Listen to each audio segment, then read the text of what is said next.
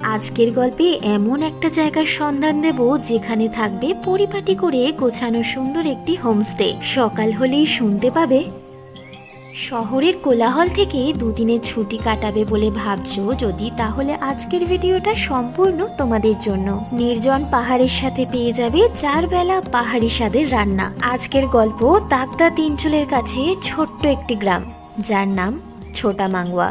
পাখির ডাকে এবং পাহাড়ের অপরূপ দৃশ্য দেখে ঘুম ভাঙবে এই ছোটা মাঙ্গুয়াতে। কিছুটা এই লোভেই আমরা যাত্রা শুরু করেছি দার্জিলিং থেকে। কিছুক্ষণের মধ্যেই পৌঁছে গেলাম হোমস্টের সামনে। হোমস্টের নাম অঞ্জনা হোমস্টে। হোমস্টেতে ঢুকতেই সবার প্রথমে আমাদেরকে সুন্দরভাবে ওয়েলকাম করা হলো। অঞ্জনা হোমস্টের বাইরেটা অনেক গাছ আর নাম না জানা ফুল দিয়ে সাজানো।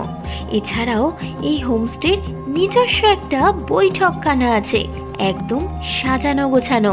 তোমরা সন্ধ্যেবেলা জমিয়ে আড্ডা দিতে পারবে।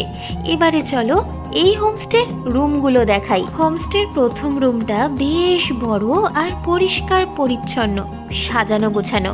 ডাবল শেয়ারিং এর 2টো বেড সাথে সোফা সেট রয়েছে। আরো একটি রুম শেয়ার করি। রুমটা বেশ বড়, পরিষ্কার, সাজানো গোছানো, ডাবল শেয়ারিং এর 2টো বেড। এটা আরো একটি রুম। এই রুমটাও বেশ বড়। রুমটায় অ্যাটাচ ব্যালকনিও আছে। এখানকার প্রতিটি রুম বেশ সাজানো গোছানো, পরিষ্কার পরিচ্ছন্ন। এবারে বলি ওয়াশরুমের কথা। প্রতিটা ওয়াশরুমই বেশ পরিষ্কার আর অনেকটা বড়। এখানে গিজারেরও ব্যবস্থা করা আছে। আর সব থেকে বড় কথা, এই পাহাড়ি এলাকায় যেহেতু নেটওয়ার্কের সমস্যা হয়, এখানে সেটা নেই। এখানে কিন্তু সব ধরনের নেটওয়ার্কই একদম কাজ করে। তার সাথে রয়েছে ওয়াইফাই, পাওয়ার ব্যাকআপ। বেডরুম থেকে বসেই দেখতে পারবে সামনে থাকা গোটা একটি কালিম্পং শহরকে।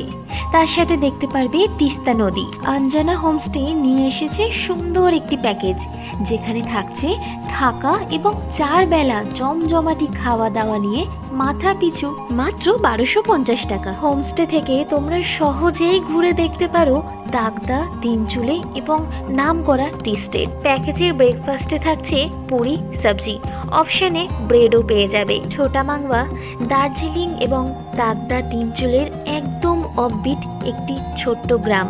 এখানে আসলে পেয়ে যাবে সরাসরি কাঞ্চনজঙ্ঘা দেখতে এবং তিস্তা নদী দেখতে, আরও দেখতে গোটা কালিম্পং শহর।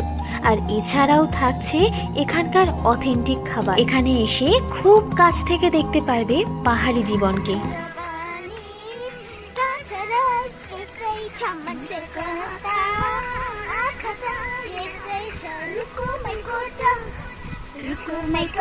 সময় কাটাতে পারবে